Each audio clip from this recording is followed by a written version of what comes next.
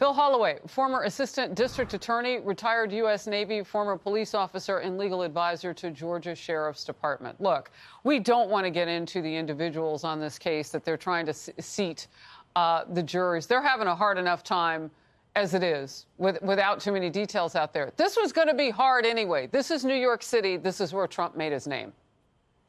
Harris, great to be with you as always. You know, the Sixth Amendment guarantees all criminal defendants a lot of rights, but the one that we're focusing on here is the right to an impartial jury. And of course, due process also says you have the right as a criminal defendant to an impartial judge. Those are the themes that we're seeing coming out of the courtroom. There are major questions about whether the lawyers for Donald Trump can, in fact, find an impartial jury. And that is ultimately the judge's job. And the judge, of course, himself has to be impartial and unbiased. And there have been claims, and some of them, I think, have at least some merit, that Judge Merchan himself might be somewhat biased against Donald Trump. So what we're seeing the setup for, I'm afraid, is a trial that the result of which, irrespective of what that result is, the result might not be something that future historians will look back on and say this trial achieved justice. His lawyers, Harris, have to go through all of these jurors and ask leading questions and questions that are probative of maybe their past social media history to determine if, in fact, they're telling the truth about whether they can be fair and impartial, because it's one thing to say I can be impartial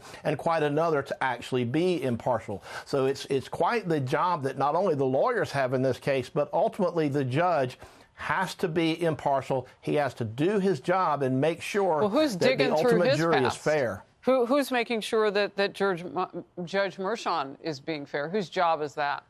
Well, that's a great question. The lawyers who are representing the former president are raising some of these issues. They asked the man to recuse himself. In my opinion, what should have happened, Harris, that motion should have gone to a separate judge to make that determination, because basically the judge has said, no, I am deciding that I myself can be fair and impartial. And that fact alone says that's a conflict of interest. He needs to have another judge answer that question. Because, again, we want to make sure that the result of this case is one that we can be confident in was the right result, no matter what it is. All right. As things happen in the courtroom today, and they always do, we'll bring you that news contemporaneously, whatever it is, and also show you the president if you should come out and talk with microphones. You know, Phil, I did want to say this with regard to the investigation. One more just thing about the gag order. Where are we in that, and what in the world is he allowed to and not allowed to talk about? But other people can talk.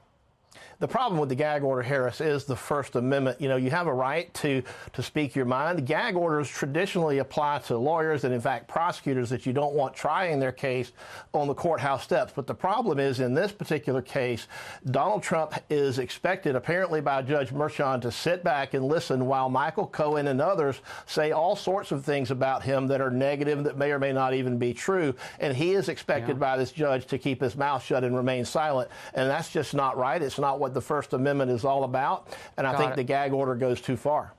All right. Yeah, a convicted and professional liar, Michael Cohen. Just sit back and hope that what he says isn't a lie. That's got to take the patience of Job. House Oversight Chair James Comer said that criminal referrals from his investigation into President Biden could be just weeks away. He also added impeachment is still on the table for Joe Biden, the nation's president. Democrats have repeatedly pushed Comer to say which crimes he thinks Biden has committed, and those divisions were on full display yesterday with committee leaders popping off. What did the Bidens do? What business were they in?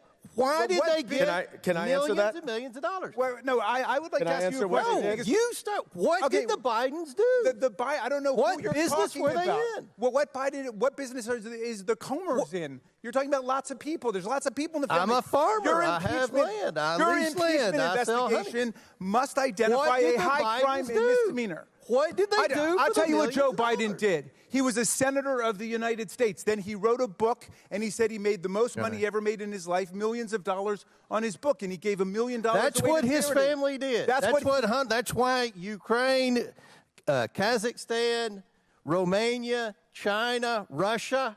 That's why they paid the Biden family money, because of Joe Biden. None of those governments paid anyone any money. Somebody needs therapy here, but it's nobody on our side of the aisle, okay? Well, look, I know it's not a courtroom, but decorum still would be nice. Well, you know, obviously this makes for good television. I don't think it makes necessarily for good governance. But the spectacle we just watched highlights the very, very big differences between a political investigation that takes place in Congress and a real criminal investigation that takes place with law enforcement and professional prosecutors, because they are radically different things and designed for different purposes. Ultimately, if they make a criminal referral to the Department of Justice, we all know that it's dead. It's just like the impeachment charges. We knew that those would be dead on arrival in the Senate. Any criminal referral to Joe Biden's Department of Justice is also going to be dead on arrival. But if you contrast this with what we see, you know, with prosecutors going after Donald Trump for minuscule administrative or even bookkeeping violations, you've got the Biden situation where all this money with Hunter's business dealings was spread around Joe Biden's family. If the roles were reversed, I guarantee you the Department of Justice would be going after Donald Trump. Yeah. The Democrat there arguing that somebody needs therapy. Well, no, they just need to take a look at the evidence. I sound like one of those Perry Mason commercials. Good to see you. Thank you very much. You bet, Harris.